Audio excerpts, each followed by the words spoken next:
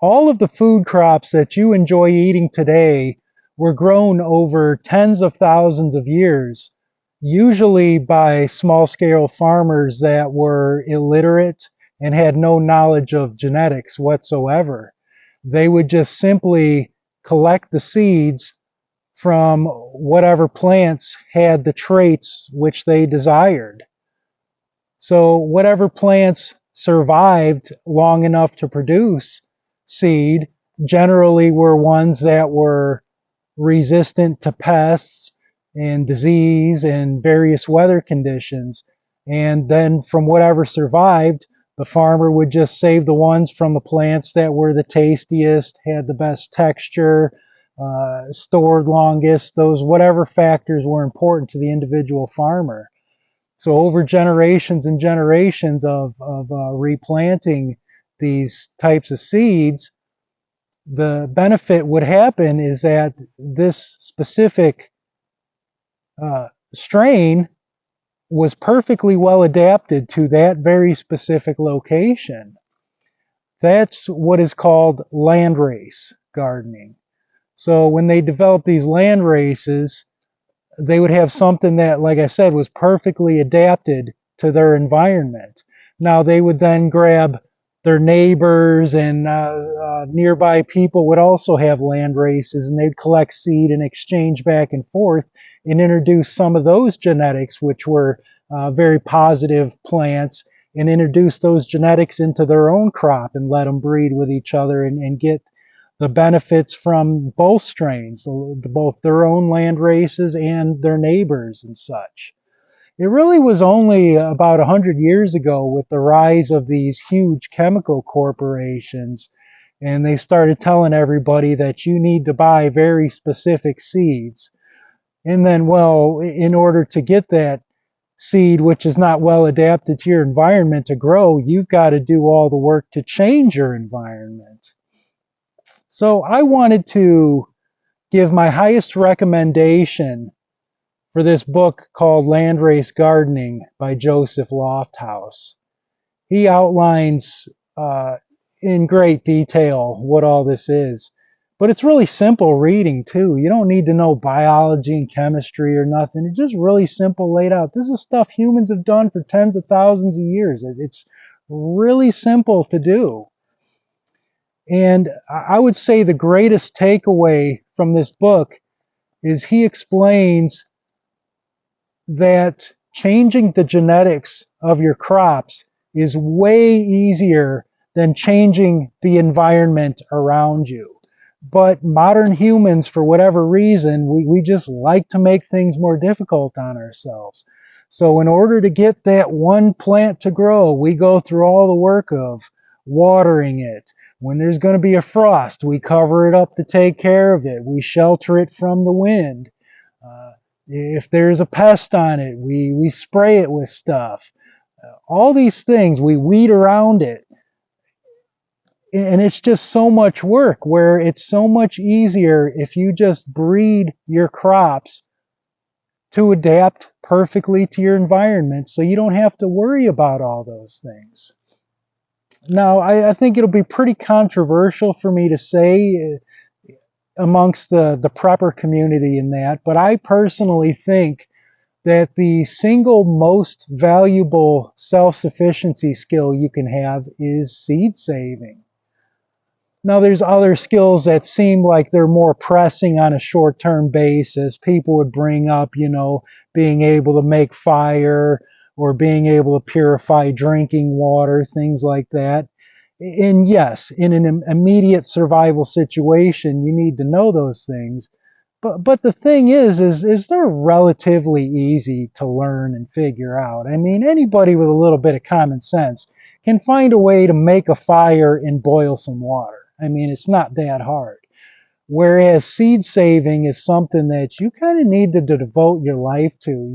It takes years of practice to do. But in a survival situation, when you talk about what kinds of people you would want in your group, I want somebody that's well experienced in seed saving and has a whole seed bank that they've been saving and working from. That's your guy right there. So it's just the simple land racing is the low-tech way of doing things, okay? So you don't have to go and buy any crap from the store, any of these products that the chemical companies have been telling you have to do. And it's really the lowest output as far as physical effort. Because I know for me, I'm lazy. I am lazy as all hell. I want to find the easiest way to do things possible. I don't want to spend 12 hours a day out working my garden. I mean, there's so many other things I could be spending my time on instead. I understand there's some people that get enjoyment out of doing that, but that's kind of a luxury we have in the modern world, being able to just make things harder on yourself than you have to. Because in a true survival situation, like I discuss, everything is going to come down to producing the maximum number of calories while expending the fewest to do so. So to me, a method like this is really the way to go. I will be implementing this here on my property. I'm going to spread all kinds of seed everywhere and just see what grows. Now, my expectation for the first year especially is failure, but that's okay. My goal in the first year is not to produce the most food that I can. I would be doing things more differently and putting in all that extra effort, but my focus is instead seeing what survives long enough to go to seed. And that's what I'm looking for. That seed survived. That's a good first step. Then replant it the next year while introducing more genetics to it, letting it pollinate with each other. And eventually, over a few years, you're going to start breeding varieties that are absolutely perfect for your specific location. And I'm not going to water it. I'm not going to coddle it. I'm not going to do anything to it. If it can't survive my conditions, I simply don't want it here. When you coddle your plants or your livestock, you're really breeding weakness. You see people that'll start their plants in the greenhouse, and then when they go to put them out in the ground, a little breeze comes through and it kills the plant and breaks it because it's so tender.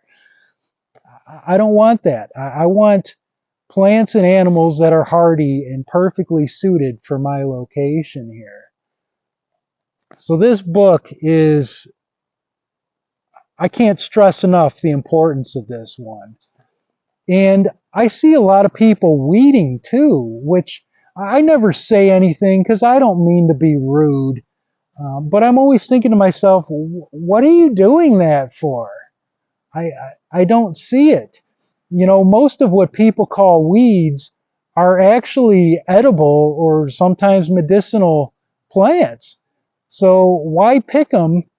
Usually they have more nutrition to them than the plants that the person's trying to grow instead.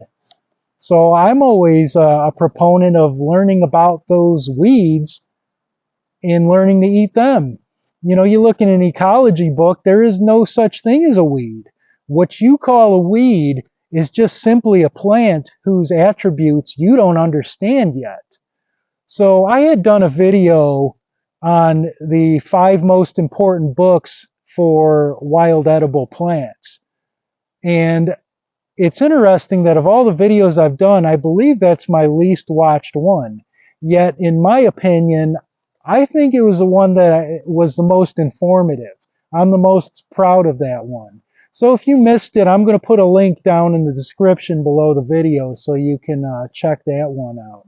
I'd say between those 5 books and this one, it'll get you a good start.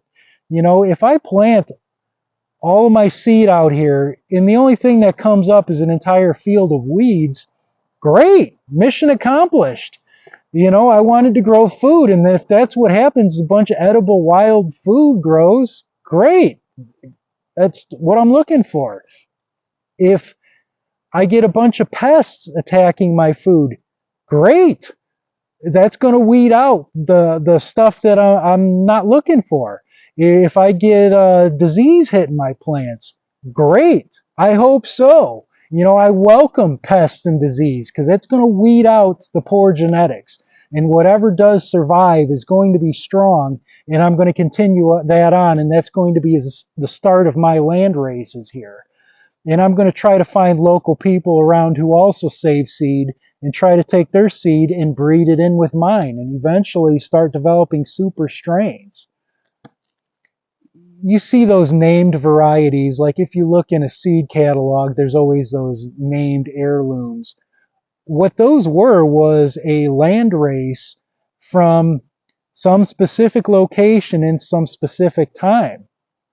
Now, so many people want to preserve that heirloom, but you know, just because that specific variety grew perfectly in Rhode Island in the 1850s does not mean that it's perfectly suited for your property and your climate, okay?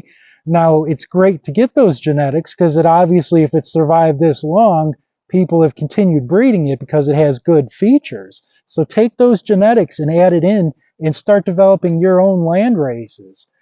I truly believe that if you are interested in self-sufficiency, prepping, uh, survivalism, anything, I mean, you've got to get into growing your own food and producing land races. I can't stress this enough.